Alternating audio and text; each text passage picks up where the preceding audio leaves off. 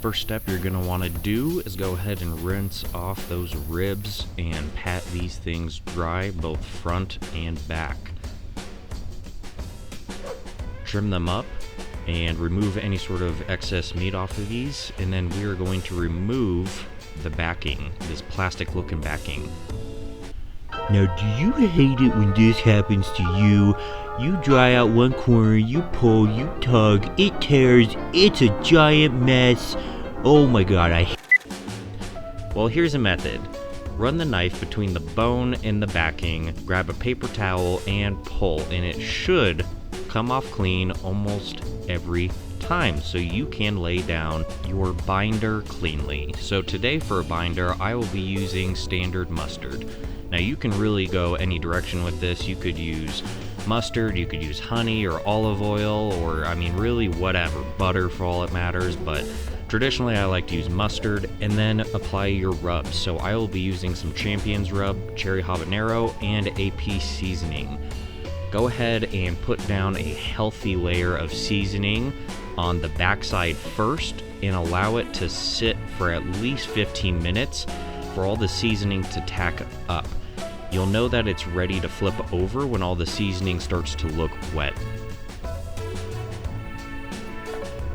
Now go ahead and flip your ribs over and repeat the process. Go ahead and pat them dry, apply your binder, and throw your seasonings down and allow them to rest for at least 15 minutes. Now, if you've made it this far in the video, you guys, be sure to smash that like and subscribe button. It would mean the world to me. Go ahead and set your grill to 220.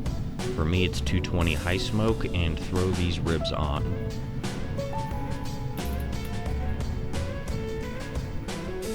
We'll be smoking them for at least 3 hours, and around the 2-hour mark, they should be looking something like this. These things are looking awesome. Let's make our mop sauce. A few moments later. Alright, so what we're going to be using for a mop sauce is a combination of these ingredients.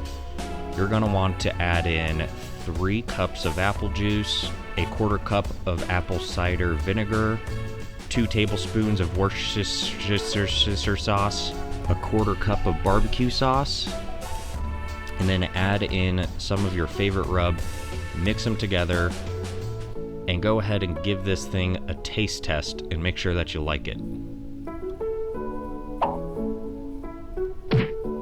3 hours later. Alright, so it's been about 3 hours, time to pull these things. I already have prepped out a couple sheets of tin foil, and we're going to pull these ribs, set it next to the tin foil. We're going to need 2 sheets of tin foil per a rack of rib. Go ahead and pull off any sort of burnt little pieces or ends that could potentially puncture your tin foil, and then throw in about a cup of your mop sauce inside of the tin foil.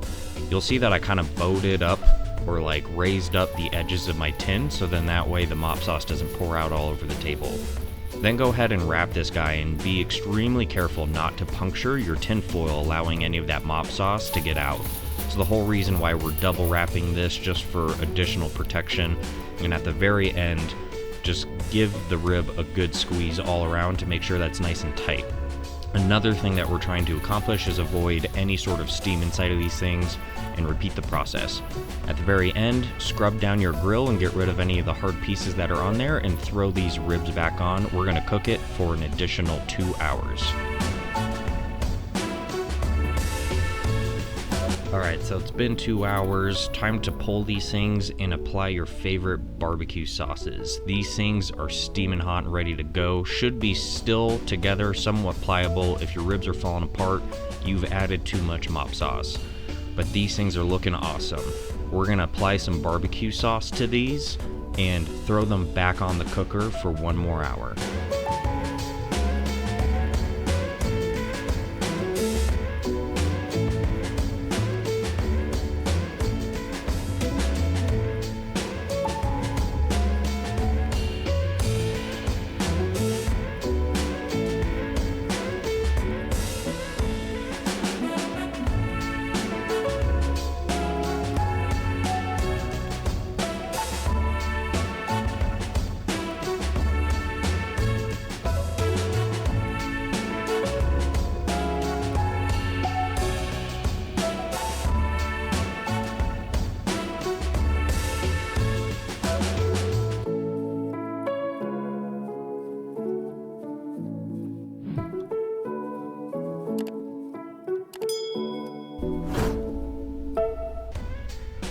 Alright, time to throw these things back on the smoker for 1 more hour to allow this sauce to tack up.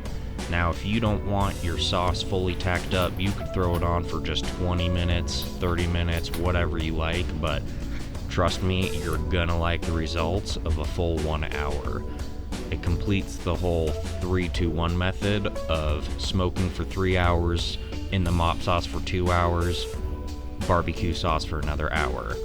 Lean these ribs up on the side so you can see where the bones are at, cut down the side, and then these things, just with barely any pull, should be fall off the bone meat.